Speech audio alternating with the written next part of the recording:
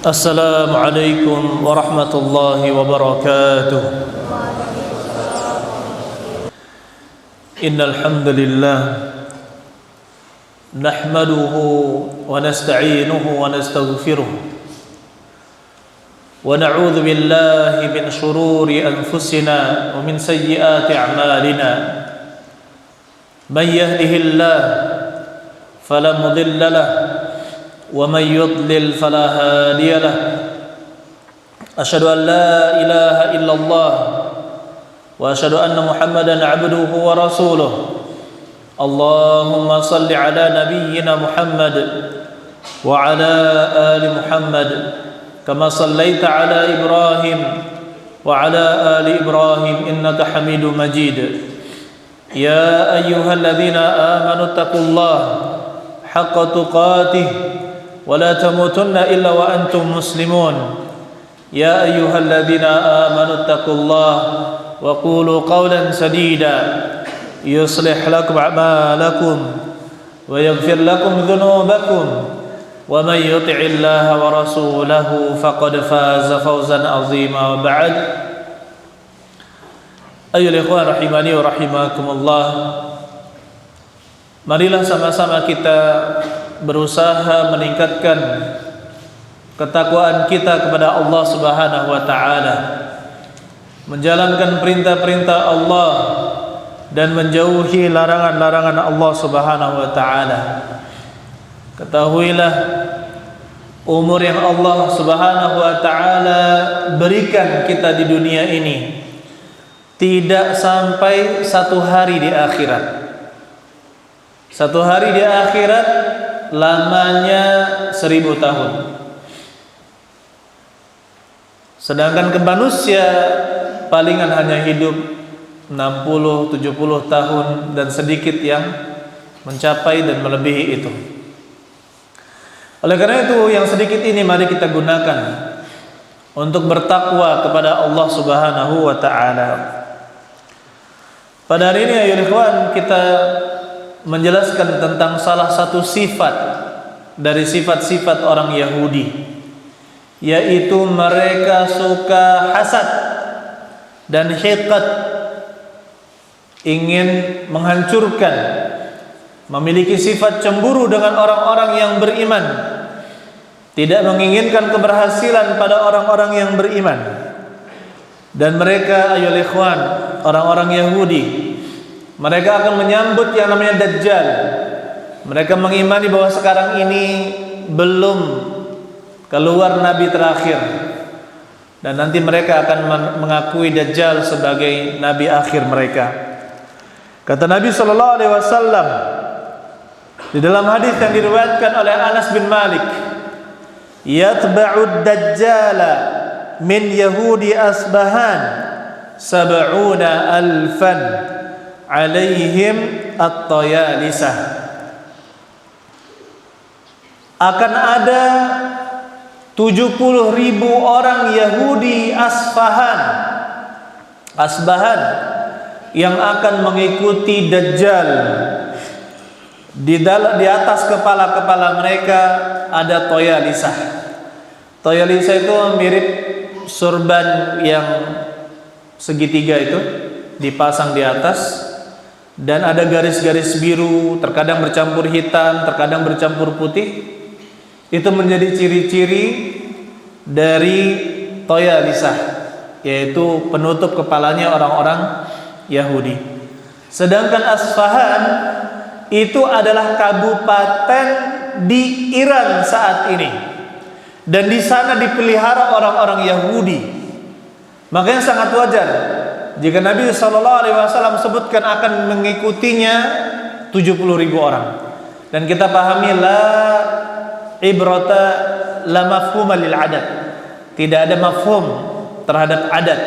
Maksudnya menunjukkan sangat banyak orang-orang Yahudi yang akan mengikuti Dajjal, dan mereka berasal dari Asfahan. Saudara-saudara sekalian, sifat hasad, irinya Yahudi itu jangan sampai kita miliki. Mereka sangat iri terhadap kaum muslimin Kata Allah Subhanahu wa taala di dalam surat Al-Baqarah, "Wadda katsirun min ahlil kitab law yaruddunakum min ba'di imanikum kuffaran hasadan min 'indi anfusihim min ba'di ma tabayyana lahumul haqq."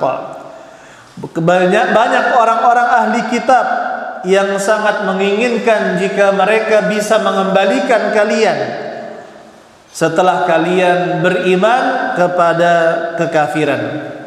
Hasadan, sebagai bentuk iri, hasad dari diri mereka, min ba'di ma tabayyana lahumul haqq, setelah jelas datang kepada mereka kebenaran.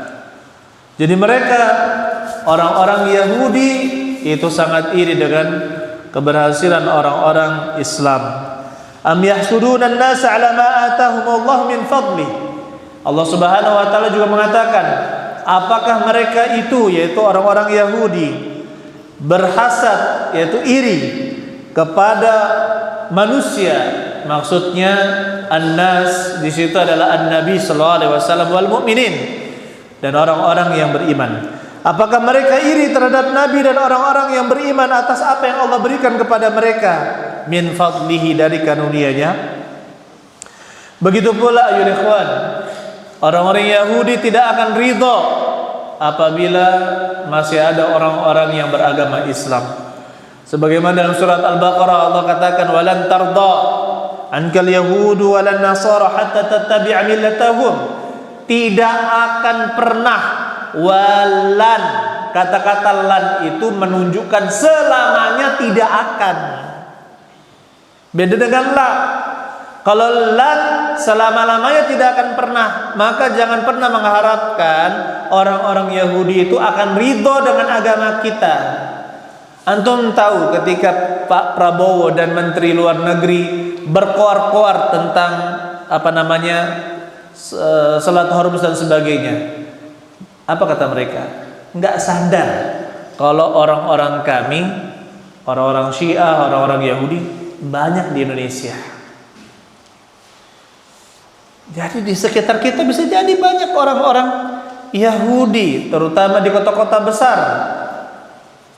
KTP-nya Islam, tapi kelakuannya seperti orang Yahudi, bahkan mendukung Yahudi. Na'udzubillahi min dzalika. Kemudian ayyuhal ikhwan, Nabi sallallahu alaihi wasallam mengatakan, "Ma hasadatkum al-yahudu ala syai'in ma hasadatkum ala al-islam ala salami wa ta'min." Orang-orang Yahudi tidak memiliki sesuatu yang sangat mereka cemburui pada diri kalian seperti kalian mengucapkan salam dan mengucapkan amin. Nah, ini juga menunjukkan bahwasanya ucapan assalamualaikum antara kita itu harus terus kita galakkan. Inilah yang dibenci orang-orang Yahudi. Apa yang mereka benci? Persatuan di kalangan kaum muslimin. Ketika Nabi sallallahu alaihi wasallam menyebutkan, "Ala adullukum ala syai'in idza fa'altumuhu tahabbtum bainakum, afsus salama bainakum." Maukah saya tunjukkan kepada kalian sesuatu yang kalian apabila melakukannya kalian akan saling mencintai? Afsus salama bainakum. Tebarkanlah salam di antara kalian. Tebarkan kepada orang yang kita kenal maupun tidak kita kenal. Tebarkan salam. Tebarkan salam di antara kita, dan pakailah adab yang mudah. Ucapkan salam kepada yang lebih tua, yang berkendara, ucapkan salam kepada yang berjalan kaki, kepada yang duduk, yang sedikit mengucapkan salam kepada yang banyak. Begitu pula seterusnya, ikhwan, afsus salam bainakum. Tebarkan salam di antara kalian. Ini yang dicemburui oleh orang Yahudi. Kenapa? Menunjukkan persatuan kaum muslimin. Begitu pula yang mereka cemburui adalah ucapan amin, at-ta'min, waladhdallin, amin. Ucapan yang serempak. Kaum muslimin itu dulu kita ketahui di zaman dahulu tidak ada listrik, tidak ada kipas angin. Jadi suara itu menggelegar ketika malam sepi. Hewan-hewan juga pada tidur, ya. ketika maghrib, isya, subuh, ghairil maghdubi alaihim waladdallin, amin, menggelegar di Madinah. Maka mereka sangat cemburu dengan dua hal ini. Kemudian ayyuhal ikhwan rahimani wa rahimakumullah, berkali-kali yang namanya Yahudi ingin membunuh Nabi sallallahu alaihi wasallam. Kenapa? Karena mereka itu iri. Sebenarnya mereka tahu, para pendeta mereka tahu bahwasanya Nabi Muhammad sallallahu alaihi wasallam adalah nabi akhir zaman. Mereka cemburu dan iri. Kenapa bukan dari Bani Israel? Kenapa bukan dari keturunan anak Yakub alaihissalam, Nabi Yakub alaihissalam, tapi malah dari anak keturunan Nabi Ismail? Mereka tidak mau itu. Mereka sangat cemburu, bahkan ingin membunuh Nabi sallallahu alaihi wasallam. Sebagaimana kisahnya, ya, kita mendapatkan Labid bin Al-Asam, orang Yahudi, pernah berusaha untuk menyihir Nabi sallallahu alaihi wasallam, tapi pengaruh sihir itu tidak sampai, kecuali hanya sekedar bayangan-bayangan saja, perasaan pernah begini, perasaan pernah begitu, ya, tidak sampai mempengaruhi wahyu yang diajarkan oleh Rasulullah sallallahu alaihi wasallam. Barakallahu li wa lakum wa jamil muslimin.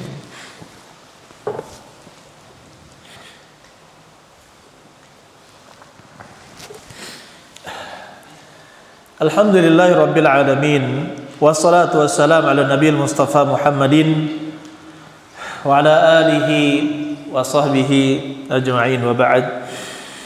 Ayyuhal ikhwan rahimani wa rahimakumullah, Nabi sallallahu alaihi wasallam mengabarkan tentang Yahudi bahwasanya sataftariqul yahud ala 72 firqah kulluha fin nar ila wahidah.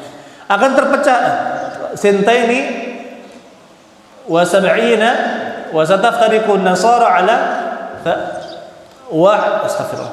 sataftariqul yahud ala wahidah wa sab'ina firqah. Akan terpecah belah Yahudi ini menjadi 71 kelompok, dan akan terpecah belah Nasrani itu menjadi 72 kelompok, ya, dan akan terpecah belah umatku ini menjadi 73 kelompok. Nah, di sini ayyuhal ikhwan, kita bisa melihat bahwasanya Yahudi itu juga beraliran-aliran, ya, aliran-aliran, dan ada yang betul-betul sangat memerangi kaum muslimin, ada yang mereka selalu membuat makar seperti Sahyuniyah atau Freemasonry, ya, Freemason. Teman-teman silakan cari pembahasan tentang Freemason.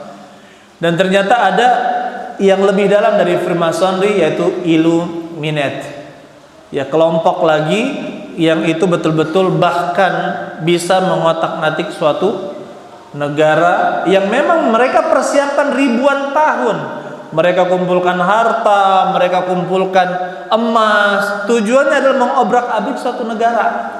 Tujuannya apa? Agar semua selain Yahudi itu tunduk di bawah mereka, tunduk di bawah mereka. Maka kita katakan, ayyuhal ikhwan rahimani wa rahimakumullah, inilah sifat dari orang-orang Yahudi yang sangat benci, sangat iri terhadap keberhasilan orang-orang, ya, kaum muslimin. Kemudian diantara yang mereka lakukan adalah membuat perpecahan. Kata Allah Subhanahu wa taala di dalam Al-Qur'an, di dalam surat Ali Imran, ya ayyuhalladzina amanu in tuti'u fariqan minal ladzina utul kitab yaruddukum ba'da imanikum kafirin. Wahai orang-orang yang beriman, jika kalian mentaati sebagian kelompok dari orang-orang yang diberikan Alkitab, yaruddukum ba'da imanikum kafirin, mereka akan mengembalikan kalian setelah keimanan kalian menjadi orang-orang kafir, orang-orang yang murtad. Maksudnya apa? Perselisihan antara Aus dan Khazraj, dua suku yang sangat besar di Madinah, ya, itu selalu berselisih sebelum datangnya Nabi Shallallahu Alaihi Wasallam, selalu berselisih, bahkan berperang bunuh-bunuhan. Bahkan coba antum lihat gambar, pelajari gambar peta, Perkampungan Aus tidak pernah bercampur dengan perkampungan Khazraj. Sampai datang Nabi Shallallahu Alaihi Wasallam, akhirnya mereka bersaudara, saling menikah di antara mereka, hingga hilanglah Aus dan Khazraj, tidak ada lagi. Sampai sekarang tidak ada lagi yang namanya Aus dan Khazraj. Mereka sudah bercampur, sudah bersatu menjadi ahli Madinah. Kemudian ayol ikhwan, dari sini ada peringatan. Jangan sampai kita mentaati orang-orang apa? Orang-orang Yahudi jika kita ingin istiqomah di jalan Allah Subhanahu wa taala. Kemudian ayol ikhwan, kata Nabi sallallahu alaihi wasallam, "Inna a'da Allahil yahud hasaduna ala thalath." Kata Nabi sallallahu alaihi wasallam, sesungguhnya musuh Allah yaitu Yahudi hasaduna ala thalath. Mereka itu iri, mereka itu dengki kepada kita kaum muslimin pada 3 hal. Assalamu atau assalami wa ta'mini khalfal imam wa qawli Allahumma rabbana walakal hamd. Yang pertama adalah salam, yang kedua adalah mengucapkan amin di belakang imam, dan yang ketiga adalah perkataan kita Allahumma rabbana walakal hamd, yaitu ucapan sami Allahu liman hamidah rabbana walakal hamd. Nah, di sini ayol ikhwan rahimani wa rahimakumullah menunjukkan bahwa kaum muslimun itu salatnya di zaman Nabi sallallahu alaihi wasallam salatnya berjamaah. Tidak ada yang bermalas-malasan salat berjamaah kecuali disangka atau diprasangkai sebagai orang munafik. Kita lihat yang namanya Jumatan itu disebutkan oleh Nabi, yang datang pertama seperti menyembelih onta, datang kedua seperti menyembelih sapi, dan seterusnya, sampai malaikat menghapus atau menutup buku catatan malaikat ketika imam sudah naik di atas mimbar. Yang namanya Jumatan bukan ketika azan. Kita dulu diajarkan oleh orang tua kita, minimalnya datang ke masjid setengah jam sebelum azan. Saya ingat dulu saya waktu kecil disuruh orang tua itu ngantongi uang 1.000, 2.000 gitu ya. Seribuan, kadang 5.000. Nanti masukkan ke celengan masjid katanya. Ya, datang sebelum. Jangan jadikan kebiasaan datang pas iqamat, atau antum santri misalkan, jangan karena ada aturan lantas datangnya cepat. Tidak. Ada aturan atau tidak ada aturan, kita datang lebih awal. Datang lebih awal. Penuhi pos saf depan, bukan penuhi saf belakang. Itu adab di dalam Jumat. Ayo ikhwan, yang dicemburui oleh orang-orang Yahudi adalah persatuan kaum muslimin.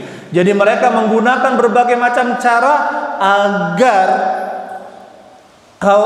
orang-orang, bahkan selain orang-orang Yahudi itu disibukkan dengan berbagai macam hal. Sibuk dengan game, akhirnya ketagihan main game online. Sibuk dengan olahraga, akhirnya tidak mau belajar agama. Bahkan sibuk belajar sains, lupa mempelajari agama. Betapa banyak kita dapatkan orang-orang yang doktor, profesor, tapi sangat awam terhadap agama. Maka kita katakan, ayo ikhwan, berhasil apa yang diinginkan Yahudi, menjauhkan kaum muslimin dari Al-Quran dan As-Sunnah, itu berhasil. Mengajak mereka meninggalkan sholat berjamaah, berhasil. Coba kita lihat betapa banyak masjid-masjid kosong dari melakukan sholat berjamaah. Maka marilah sama-sama kita memiliki dan di dalam hati kita jiwa untuk mengajak kepada kebaikan, mengajak kepada akidah yang lurus, mengajak untuk kembali kepada Al-Quran dan As-Sunnah, mengamalkan agama yang murni, jauh dari kesyirikan, kemunafikan, kebid'ahan. Kita ajak manusia untuk taat kepada Allah dan menghindari perbuatan-perbuatan maksiat. Kita ajari manusia berakhlak mulia. Kita ajarkan manusia bagaimana berzuhud yaitu cinta akhirat dan tidak cinta kepada dunia. Kita ajarkan kepada manusia apa yang bisa menyampaikan Islam sehingga terus menerus bisa disampaikan kepada orang-orang setelah kita. Barakallahu li wa lakum wa jami'il muslimin. Ayyuhal ikhwan, akhirnya bersalawatlah kepada Nabi sallallahu alaihi wasallam. Allahumma shalli wa sallim ala nabiyil mustafa Muhammadin wa ala alihi wa sahbihi ajma'in. Allahumma ighfir lil muslimina wal muslimat wal mu'minina wal mu'minat al ahya'i minhum wal amwat. Allahumma rabbana zalamna anfusana fa in lam taghfir lana wa tarhamna kunal khasirin. Allahumma innaka 'afuwun tuhibbul 'afwa fa'fu 'anna. Allahumma innaka 'afuwun tuhibbul 'afwa fa'fu 'anna. Allahumma innaka 'afuwun tuhibbul 'afwa fa'fu 'anna. Allahumma rabbana atina fid dunya hasanah wa fil akhirati hasanah wa qina adzabannar. Alhamdulillahi rabbil alamin. Barakallahu fikum. Assalam.